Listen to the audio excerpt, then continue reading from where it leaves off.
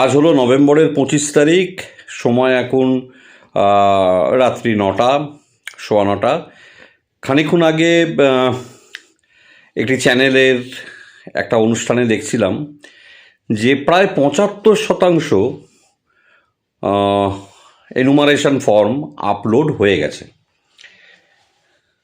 তাহলে প্রবলেম হচ্ছে কাদের? মানে আবার আর একটা খবরে দেখলাম যে অনেক বিএলও তারা আন্দোলন করছেন, হ্যাঁ, তাদের ওপর প্রচণ্ড কাজের চাপ, অত্যাচার হচ্ছে, এরম একটা ব্যাপার নিয়ে নির্বাচন কমিশনের অফিসে তারা এসছেন। কালকে নাকি সারা রাতও ছিলেন, আন্দোলন করছেন। তা কারা? মানে খুব মানে কনফিউজিং। একদিকে 75% আপলোড হয়ে গেল ফর্ম সময়ের আগে সম্ভবত, এবং অন্যদিকে আবার তাদেরই সংগঠন তারা বলছেন যে না, প্রবলেম হচ্ছে। মানে সাধারণ একজন ভারতের নাগরিক হিসেবে কিন্তু খুব মানে বেশ ভালো রকম কনফিউজিং, বোঝা মুশকিল যে প্রবলেমটা কাদের হচ্ছে। প্রবলেম তো যারা বাংলাদেশি নাগরিক, যারা ঢুকে বসছিলেন এতদিন ধরে,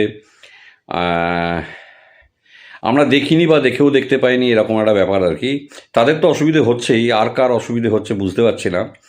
তো বাকি বিএলও যারা আছেন, সম্ভবত প্রায় 95% বিএলওই তো খুব সুষ্ঠুভাবে, সুন্দরভাবে তাদের কাজ করেছেন।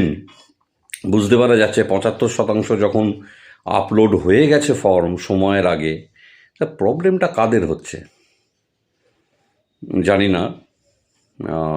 খুবই কনফিউজিং।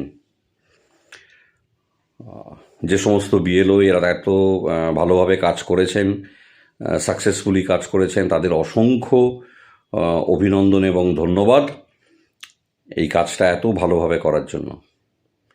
আর যারা আন্দোলন করছেন, নিশ্চয়ই প্রবলেম হচ্ছে কিছু। কাদের প্রবলেম হচ্ছে সেটা এখন বুঝতে হবে। যাই হোক, সব ভালো, যার শেষ ভালো। আশা করি শেষটাও ভালো হবে ভারতের নাগরিকদের জন্য, ভারতবর্ষের জন্য।